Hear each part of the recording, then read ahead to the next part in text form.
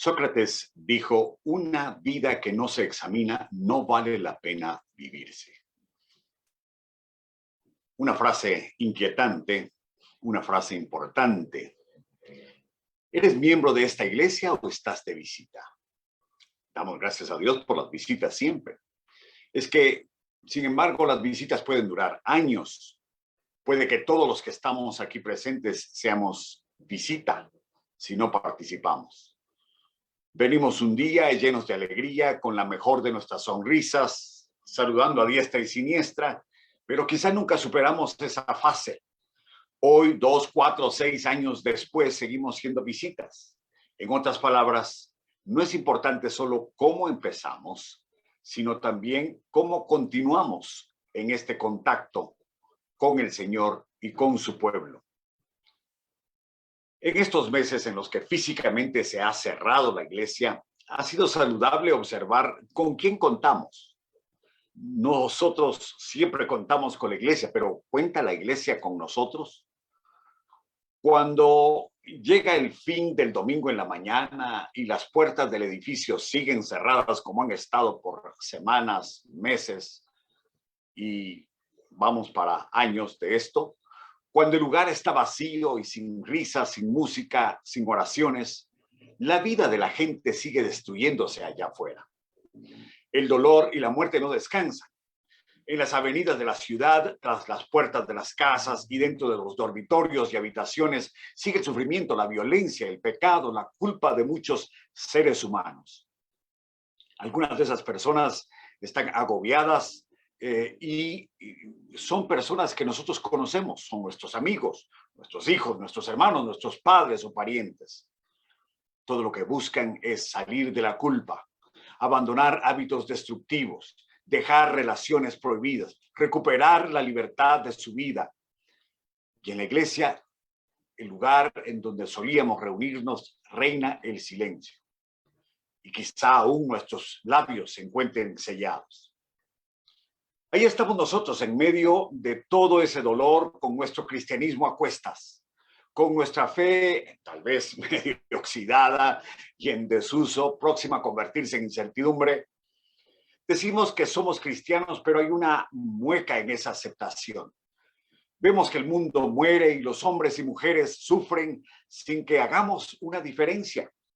Ahí es cuando descubrimos el profundo contraste con las palabras no estimo preciosa mi vida con tal que acabe mi carrera con gozo.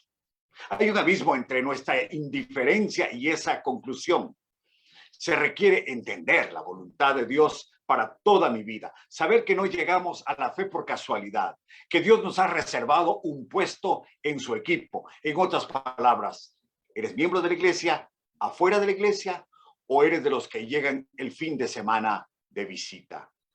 Más o menos en el año 56 después de Cristo, un hombre confesó a sus más íntimos colaboradores la agenda de su vida. No es la agenda de cualquier hombre, sino de alguien a quien Dios había sacudido de los hombros para llamar su atención.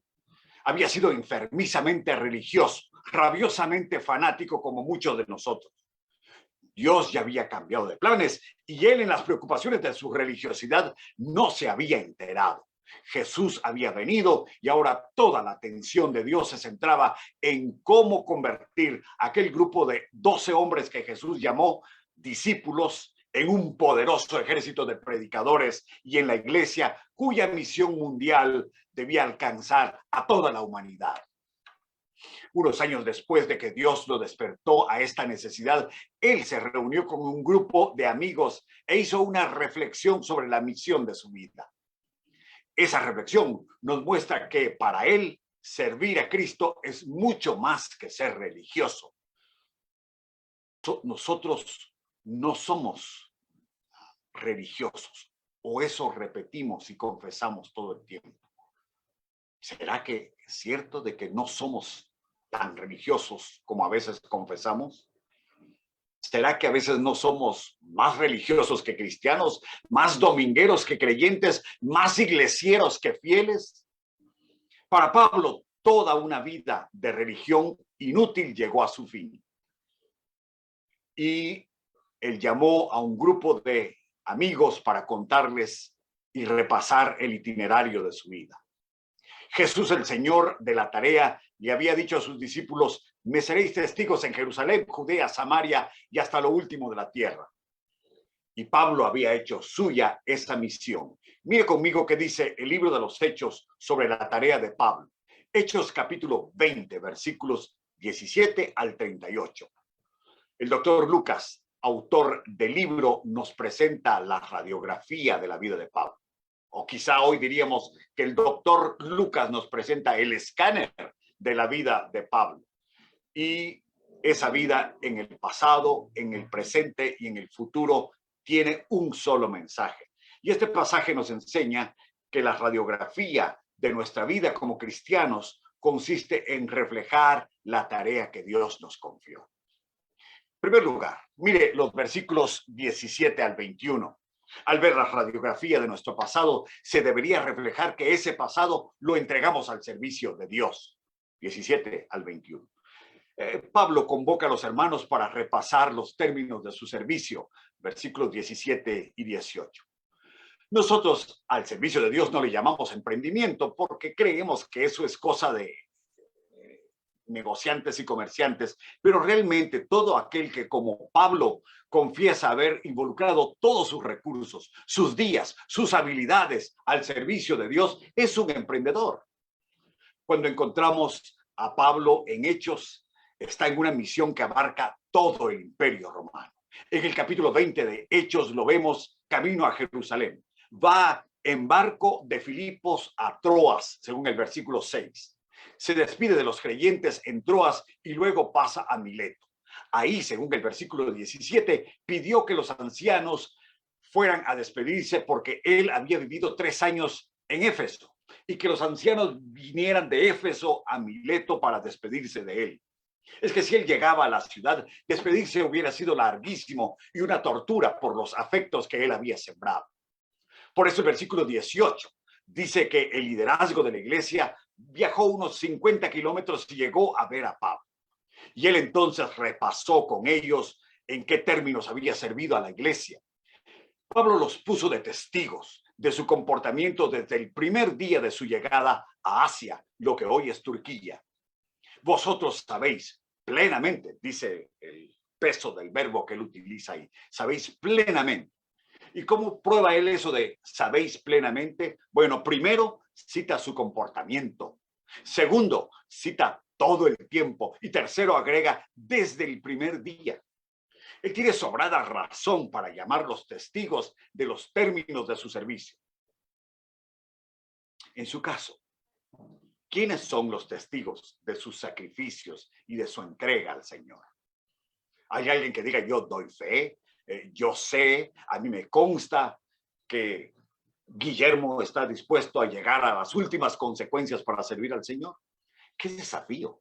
¿Está usted dispuesto, dispuesta? Pablo repasa con los hermanos los sufrimientos encontrados. Mira el versículo 19. La marca sobre su servicio fue el sufrimiento, dice el versículo 19. Nada glamoroso, dice Pablo, sino la humildad fue la parte principal de mi contrato.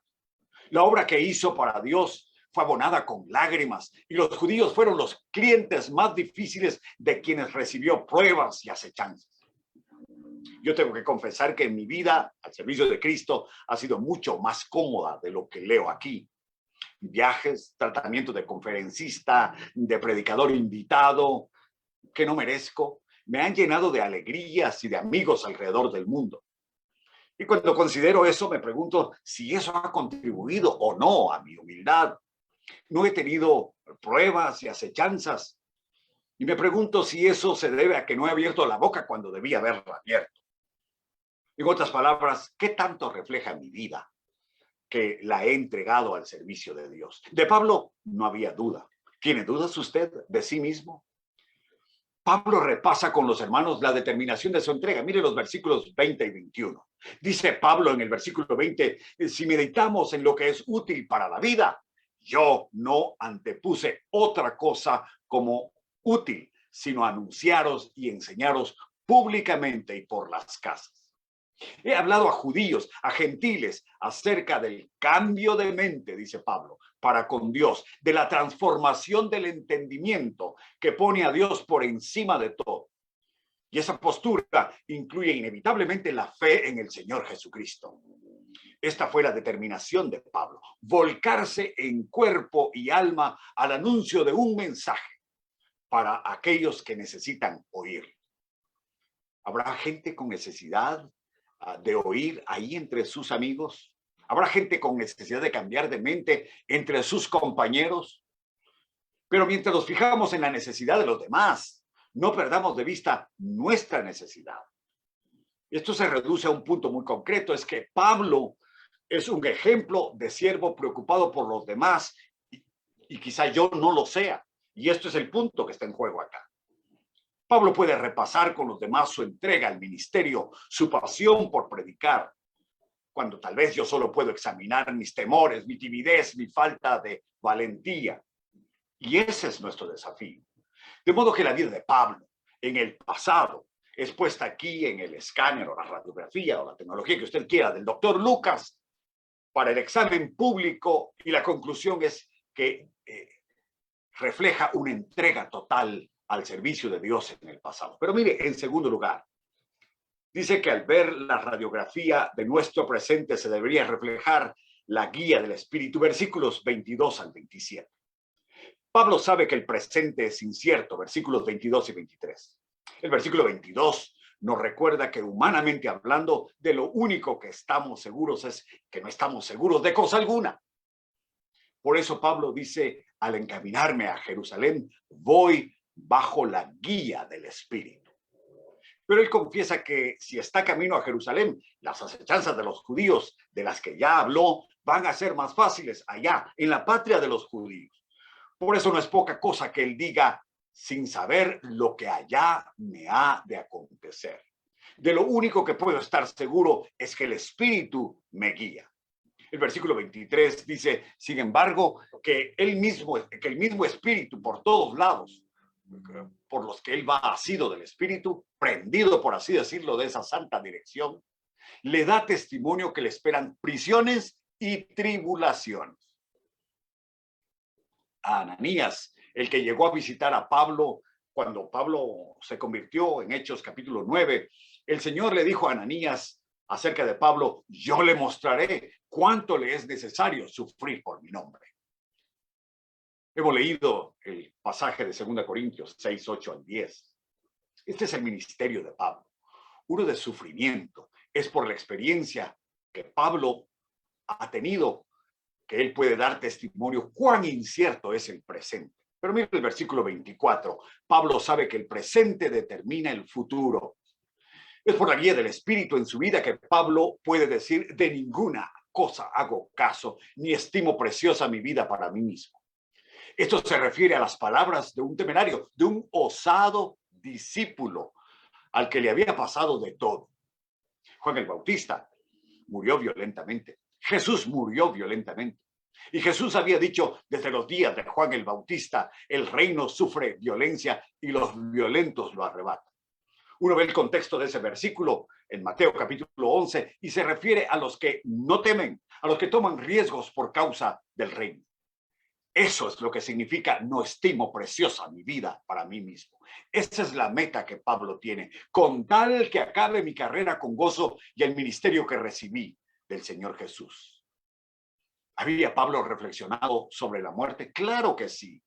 Él había dicho, para mí el vivir es Cristo y el morir es ganancia.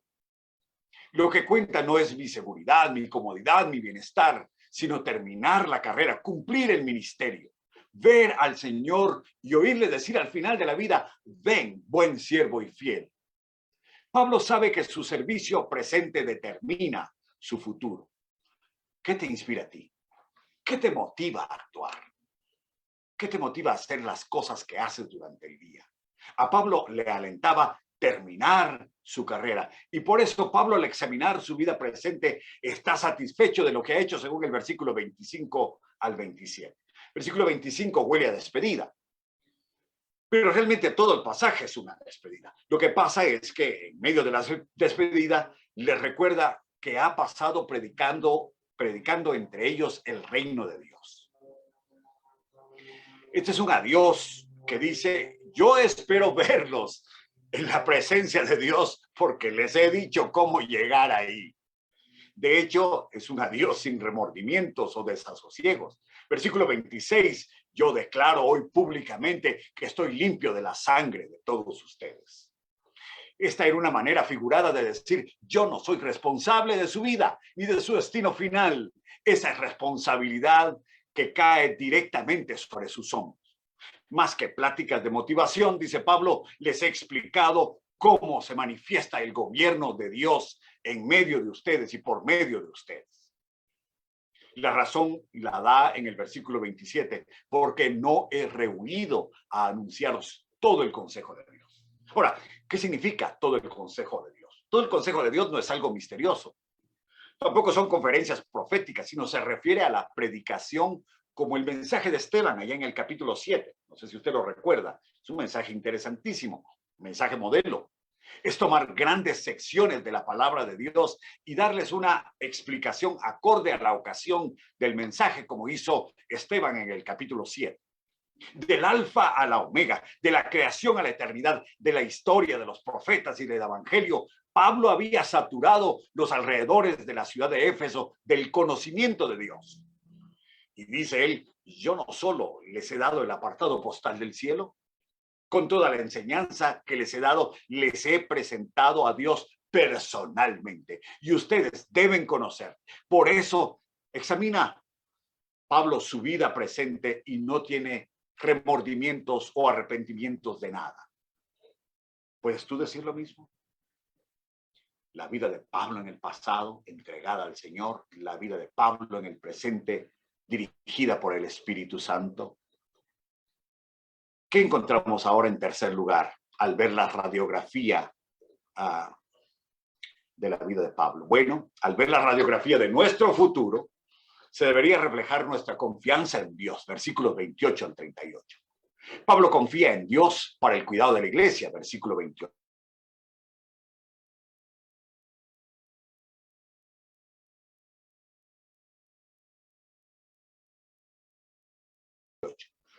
Pablo, antes de decir cuiden a la iglesia, Pablo dice, mirad por vosotros.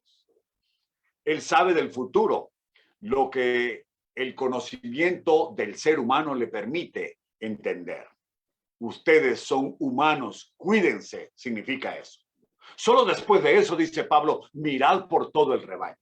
Pero la confianza de Pablo no descansa en la fragilidad de estos hombres, sino en que el Espíritu Santo preside sobre ellos. También es motivo de confianza que nadie ama más a la iglesia, al final de cuentas, que el Señor mismo, como dice el versículo 28 al final, el cual la ganó con su propia sangre.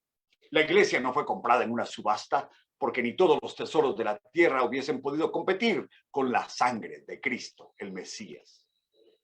En la confusión doctrinal del presente, hoy leemos títulos como Buenos días, Espíritu Santo, o personas que no le oran a Dios, sino al Espíritu Santo. Y quizá este es el momento de aclararlo de una buena vez. La vida de la iglesia es una vida trinitaria. El libro de los Hechos destaca la persona del Espíritu porque Él guía en la misión, pero no porque Él desplace a Dios o a Jesucristo. Las cartas apostólicas son trinitarias de cabo a rabo. Y lo que dice este pasaje aquí es que lo que esperamos, sería lo que esperamos que dijese el libro de los Hechos, y es que el Espíritu es el que preside sobre los hombres cuando estos guían a la iglesia a la madurez. Y esa es la confianza de Pablo.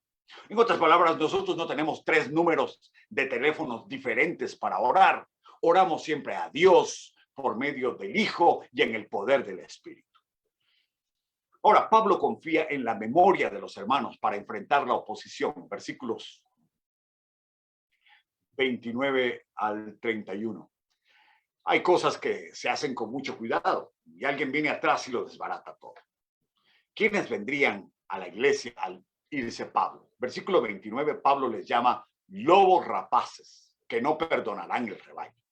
Maestros con ideas retorcidas, confundidas, sin claridad. Cristianos que decían, hay que guardar la ley, no olvidemos las lunas nuevas, no olvidemos los días de reposo. Vigilen su dieta, Dios quiere cristianos vegetarianos. No gusten, no toquen, no hagan, como dice Colosenses, porque Dios los quiere legalistas. Al contrario, el mensaje de Jesucristo es para quienes buscan libertad y no nuevas formas de esclavitud. Pablo conocía a sus hermanos y dice el versículo 30, y de vosotros mismos se levantarán quienes hablen cosas perversas. La confusión no estaba solo afuera. Pablo sospechaba, tras largas conversaciones con algunos líderes, que los hermanos reflejaban fisuras en su doctrina, creencias que podían evolucionar mal, ideas que podían conducir al despeñadero arrastrando a los discípulos. El mensaje de la iglesia no es para indefinidos que transan lo esencial o la esencia original. ¿Qué hacer entonces? El consejo aquí es: de lo que no entiendes, pregunta, y de lo que ya entiendes, comparte, pero en todo enseña lo que la palabra de Dios dice. ¿Cuál es el antídoto para esta confusión? Mire el versículo 31, es velar y recordar, ojos bien abiertos y tener fresco en la mente que un hombre no se desvela, no se desvive, no se sacrifica como Pablo lo hizo por una mentira. Un erudito como Pablo tenía muy buenas razones al trabajar de día y de noche, incesantemente, entregándose a amonestar a cada uno al punto. Duda tus dudas, cree tus creencias. Nunca cometas el error de creer tus dudas y dudar tus creencias. Antes de ceder tus creencias, dice Pablo, por lo menos invierte tanto sacrificio en entenderlas como yo he invertido en darlas a conocer. Y si los maestros que llegan no tienen el amor y la entrega a Dios que han visto ustedes en mí, dice Pablo, tienen ahí otra buena razón para alejarse de ellos. Además, sobre el futuro de la obra, Pablo confía en Dios y en la palabra para la edificación de la iglesia. Versículos 32 al 35. En su ausencia, ahora, ¿quién podrá defendernos? Pablo confía que Dios y su palabra cuidarán del futuro de la iglesia. Mire el versículo 32. Os encomiendo a Dios y a la palabra de su gracia. Es que cuando vengan los falsos maestros o los problemas o las confusiones internas, no hay mejor medicina que recurrir al dueño de la obra, al que está más preocupado por la iglesia que cualquier otro ser humano. Ese poder de Dios para sobreedificar a los creyentes, para asegurar su herencia, lo encontramos al final, ¿en dónde? En la palabra de su gracia, como dice acá. Pablo agrega que a él no lo gobierna la avaricia. Mire qué importante esto. No ha codiciado bienes. Se ha sostenido por su trabajo. Versículos 33 al 35. Palabras importantes. Esto lo único que hace es respaldar con hechos lo que él pide de ellos en el futuro. Él lo ejemplificó estando entre ellos. Si a ti te toca hacer la obra de Dios, no puedes llenarte de ansiedad por el futuro de la obra. Es Dios quien cuida de ella. Pero el ejemplo de Pablo significa aquí algo muy concreto. No es suficiente orar, hay que trabajar, hay que involucrarse, hay que sufrir oposición y hasta penas por el evangelio.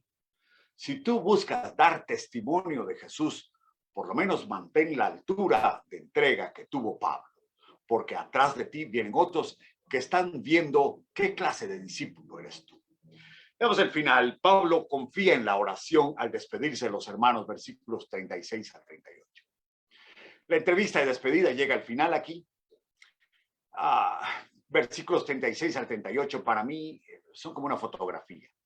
Dice que Pablo se puso de rodillas y oró con ellos. Versículo 36. Si ellos no habían captado que la vida de Pablo en cualquier etapa que se estudia estaba en total sujeción a Dios, ahora Pablo no se los dice, se los muestra. Les da un cuadro objetivo de qué significa la entrega en el pasado, la guía en el presente y la confianza en el futuro. Ahí, de rodillas, Pablo orando convierte todo su mensaje en una selfie de despedida. Hubo un gran llanto de todos. Se le echaron al cuello con sollozos, le besaban como a un padre, afligidos porque humanamente las separaciones duelen y él les había dicho que ya no verían más su rostro. Años más tarde, ya cerca del ocaso de su vida, Pablo dice, yo ya estoy para ser sacrificado y el tiempo de mi partida está cercano. He peleado la buena batalla, he acabado la carrera, he guardado la fe. Por lo demás, me está guardada la corona de justicia, la cual me dará el Señor juez justo en aquel día, y no solamente a mí, sino también a los que aman su venida. Primera Timoteo 4, 6 al 8. De modo que la vida de Pablo en el futuro es puesta aquí en el escáner del examen público, y la conclusión es que proyecta la confianza en el Señor. Conclusión. Las distintas etapas de tu vida como cristiano consisten en hacer la tarea que Dios te encomendó. ¿Eres miembro de la iglesia solo cuando estás en la iglesia, o eres miembro de la iglesia ahora que la iglesia está cerrada? ¿Con quién cuenta el Señor? ¿Cuenta Dios contigo? Cuando ese lugar en el que solíamos asistir ahora está vacío, sin risas, sin música, sin abrazos, sin oraciones, Dios tiene un trabajo para ti afuera. Es entre gente que sufre, entre gente confundida, entre gente sin esperanza, gente que busca con urgencia librarse de la culpa, quitarse de las espaldas la pesada carga de su pecado o de no sentirse ni saberse perdonado. Sin arriesgar la vida, puedes orar por los que no conocen al Señor. Sin morir en el intento, puedes decir como el ciego, pues mira, no puedo decir mucho de Jesús, yo solo sé que antes era ciego y ahora veo. Sin padecimientos, regala el libro o entrega el tratado que explica la fe, o simplemente di, ven, te invito a leer la Biblia. Es que es importante cómo llegaste aquí, pero es más importante cómo llegarás delante del Señor. Hace algunos años la premiación estaba a punto de empezar. Los 3 vencedores estaban en sus puestos para recibir oro, plata y bronce. Muchos habían abandonado la carrera, que era la más larga de pista. De pronto, frente a la incredulidad de los jueces, frente a la curiosidad del público, un atleta corría solo. Pero la curiosidad del público pronto se tornó un interés. Y conforme aquel atleta daba una vuelta y otra vuelta, un aire de emoción empezó a envolver a la gente. Y cuando se aproximaba a la vuelta final, su sprint fue secundado por gritos, y en el momento en el que entró a la meta, todo el público se puso de pie y le aplaudió a más no poder. Al día siguiente salió en los diarios el comentario siguiente. Eran las Olimpiadas de México 1968. Un atleta venezolano no le importó ni la victoria de unos, ni las medallas olímpicas de otros, ni la vergüenza de llegar de último. Él había llegado para correr los 4,000 metros y no volvería a casa derrotado sin haber cumplido lo que había prometido al salir: terminar la carrera. Tú y yo volveremos a casa. Y este ejemplo no es importante solo para los corredores de pista, es también importante para nosotros. Oremos. Señor, te damos gracias por esta hermosa vida que se nos presenta en la vivencia del apóstol Pablo. Gracias por sus experiencias, gracias por su confianza a ti y su entrega a ti en el pasado, por su dependencia a ti en su presente y por su confianza a ti en su futuro. Gracias porque ese desafío es el que tenemos nosotros hoy como hijos tuyos, esta semana que empieza el día de hoy y que continúa mañana con sus cargas, sus luchas y sus pruebas. Y todo eso lo ponemos en tus manos. En el nombre de Jesús. Amén.